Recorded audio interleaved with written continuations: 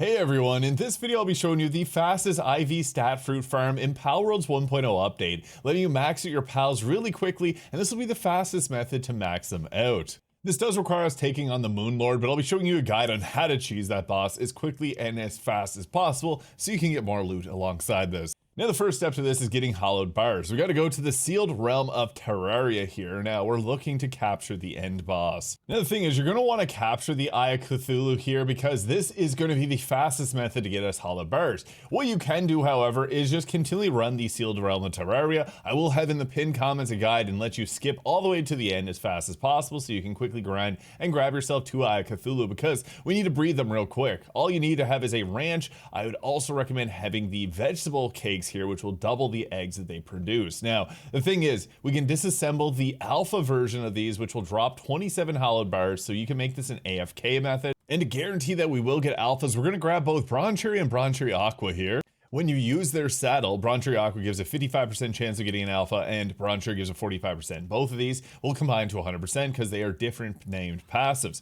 We're also going to grab a Grintail because whenever you pick up a pal egg, there's a 75% chance of receiving 1 extra. This is great because you can just use these 3 and only have to use them whenever we go to pick up the eggs as we have them in the breeding here. So yeah, you're basically just going to throw the Eye of Cthulu in, you're going to grab all the different eggs that they drop, throw them into an egg incubator, and since we pick them up with Bronze Cherry, we're going to get an alpha guaranteed, as well as Grintail gives us additional ones too. After that's all done, you're going to come over to the PAL disassembler, and you're just going to toss them all onto the disassembler. Now, the thing is with these is they're going to drop 27 each, so you're going to want to do this as often as possible to make it a passive method, although you can run the Terraria dungeon endlessly. Now, when we go to pick it up, you're going to see we got a ton of hollow bars coming out of this. So yeah, this is the quickest method to grab yourself hollowed bars if you want to do it passively. Otherwise, you can just go and do the actual dungeon itself. So for this little batch of them, you can see here we got 500 hollowed bars. That's more than enough to be able to run this back to back. So yeah,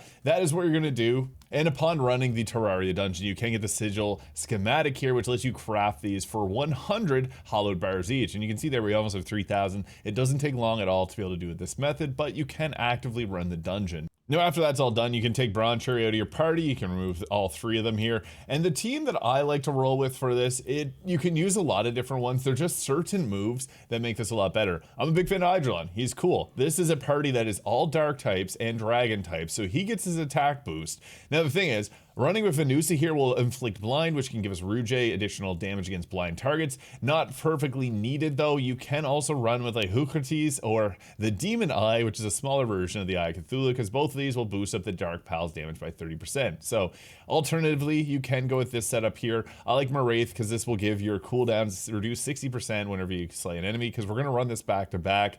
And Orzurk is amazing because we can fire away with the drone launcher or use the combat SMG and give 150% damage boost to Eidrolon. So this would be the fastest clearing method. Alternatively, you can use Eidrolon Ignis here. Eidrolon's great. Jet Dragon works as well. Even Bella Noir Libero. Nochlum can also be fine, but I personally like to run with Eidrolon here. He's cool and he's strong because he has great access to a lot of moves. And the moves that we select are important because this boss has weak points. We want to hunt them down. So things like Dark Wisp creates a ball that pursues the enemy's weak point, making it a great choice in this fight. Dark Laser is another really good one because this homes in on the target, as well as Beam Slicer. Now, alternatively, you can throw on things like Wind Burst, which is a similar form of this. There's also a water type attack that is called, I think it's Hydro Slicer or something like that. There's another Slicer attack. So any of those beam attacks will work great. I just found that this setup here works best for getting this cleared quickly. Now for items, I would recommend grabbing the Lord of the Underworld's baton to boost our dark damage, as well as the Divine Dragon's baton. This boosts Eidrolon's attack up. We almost have it to 8,000 right now, so that is obviously really good. The Dogen emblem as well will boost up our attack and our pals. I like the triple jump boots, but you can throw on anything else that you prefer, like Jet Dragon's Talisman, which will boost dragon attacks. We do want to have the drone launcher or the Terra Prisma sword because these are multi-hits, which boosts up Orzurk's attack damage boost for Eidrolon. I'm using the Bean Scatter or the Combat SMG or the Mechanical Bow, but honestly, we don't even have to attack. If you want to give a little bit extra firepower, you can use something like a Mazarina Cheeseburger, which will give a 20% attack boost as well to further make this easy. And then you just craft the Celestial Sigils at a high quality workbench, and you can use these. I recommend having the schematic in your inventory here to be able to make this. And then also the summoning altar, which you get at level 33, same time as Ron Chariot's saddle there. But the summoning altar is how you're going to offer this here. You can go with the master later on, but the celestial sigil is guaranteed to give us 3 fruits. I would recommend not doing it at your base, doing it in the raid area. And you can throw in base pals if you want to, but I'll show you here. Eidrolon is all we need, so we can summon this in here. Eidrolon is just going to rip in a new one. So yeah, we don't even have to attack, but you can toss off the drone launcher here. It's going to scale up his damage even further, and then the combat SMG. So you're going to see here, once he lets off his attack, he did get stunned there. He's going to do an insane amount of damage. So we're just trying to attack to boost up the overall damage that Eidrolon's going to do. I accidentally called him there, but you want to try and get his attacks to line up on top of this boss here. So I'm just going to fly around to let it do its thing. He will end up beaming. Yeah, you saw it there. Did a lot of damage on that. So yeah, you just let him handle business here. He's going to try and attack. He missed again. That's why we went with these moves. They are a little bit easier for us to hit with. So you can just move around the arena as you see here. That ball missed again. Oh, come on. We're having bad luck on video. Oh, I just missed it. I used my attack there on his chest and ended up just almost wiping him out there. So yeah, the attacks here will hit really hard. You can also attack to boost up your damage, and we got 3 skill fruit. So yeah, you can take matters into your own hand and just attack with your own pal here if you wanted to, so you can go ahead and do something like that. This will make sure that you do hit. As you saw there, we just did a ton of damage. So yeah, just get up right in his face, attack the weak point wherever it may be. Your drone launcher will continually keep attacking here, so you can get a bunch of damage in. I'm going to end up falling off of his back, so I'll just jump off here. Its handling will be fine. You can use some other attacks here which have a better chance. We just saw that one just landed there. Perfect.